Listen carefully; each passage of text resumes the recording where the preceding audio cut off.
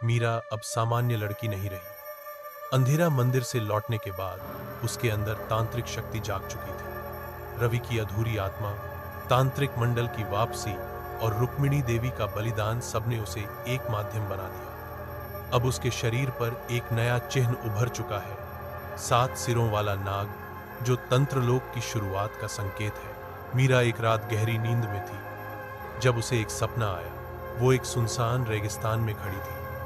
आसमान पर सूरज नहीं, बल्कि एक काली अग्नि की गेंद लटक रही थी। सामने 7 आकृतियां धुंधली छायाओं से बनी हुई। उनमें से एक बोली, तू माध्यम है, शक्ति तेरे अंदर है, अब तंत्रलोक का द्वार तुझसे खुलेगा। मीरा घबरा कर उठी। उसके कमरे में फर्श पर वही आकृति बनी हुई थी, सप्तयंत्र। मीरा ने रुक्मिणी देवी की छोड़ी हुई पुस्तकों को खंगालना शुरू किया। उसमें एक अध्याय था, तंत्रलोक, वह स्थान जहां आत्माएं ठहरती नहीं, दिशा बदलती हैं। पुस्तक में लिखा था, सप्त तांत्रिक अमर है जब तक कोई पूर्ण शक्ति माध्यम न बने। मीरा अब यह जान चुकी थी, वो पूर्ण शक्ति अब वही है। उसके पास 2 रास्ते थे, तंत्रलोक का द्वार बंद कर दे या सप्त तांत्रिकों का अंत करके उन्हें मुक्त करे। मीरा, अरुण और सिया अब एक नए लोकेशन की ओर बढ़ते हैं, कपाली श्मशान, जो कि सप्त तांत्रिकों का आखिरी तप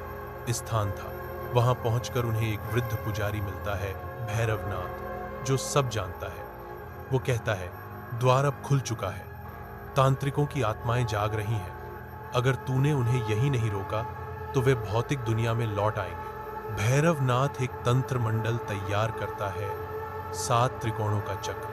मीरा जैसे ही उस चक्र में खड़ी होती है, उसकी आंखें नीली हो जाती हैं और उसे तंत्रलोक दिखाई देता है। तंत्रलोक एक भयानक दुनिया, जहां सब कुछ उल्टा है। पेड़ नीचे लटकते हैं, आत्माएं हवा में जलती हैं और 7 पहाड़ों के बीच एक काले महल में सप्त तांत्रिकों की आत्माएं कैद हैं। जैसे ही मीरा पहुंचती है, पहला तांत्रिक दिगंबर सामने आता है।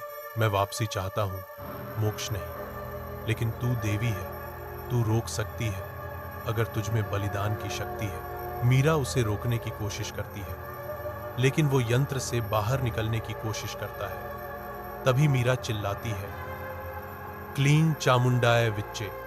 दिगंबर राख में बदल जाता है। बाकी 6 तांत्रिकों से सामना होते वक्त मीरा को समझ आता है कि कोई मोह के तंत्र से जुड़ा है, कोई मांस बलि का साधक था, कोई नरमुंड क्रिया का स्वामी, एक अघोरी जो मृत्यु से बात करता है, एक स्त्री तांत्रिका जो मीरा की तरह थी, और आखिरी महातंत्रिक भैरवकुल जो खुद तंत्रलोक का रक्षक है।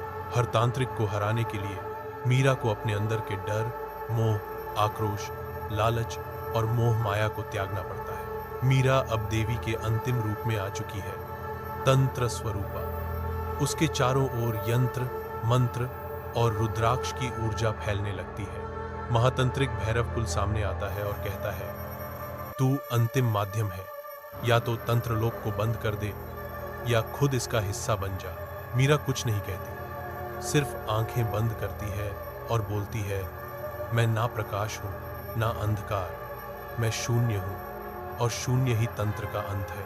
एक तेज गूंज होती है, तंत्रलोक में आग फैल जाती है। सप्त तांत्रिकों की आत्माएं एक एक करके रोशनी में बदल जाती है। मीरा की देह धरती पर गिरती है। सिया और अरुण उसे जागते हुए पाते हैं। श्मशान में अब सिर्फ राख बची है। मीरा जिंदा है, लेकिन अब उसकी आंखें सामान्य हैं। भैरवनाथ मुस्कुराते हुए कहता है, वो शक्ति अब शांत हो गई है, लेकिन अगर फिर कभी कोई तंत्र अधूरा रह गया, वो फिर लौटेगी।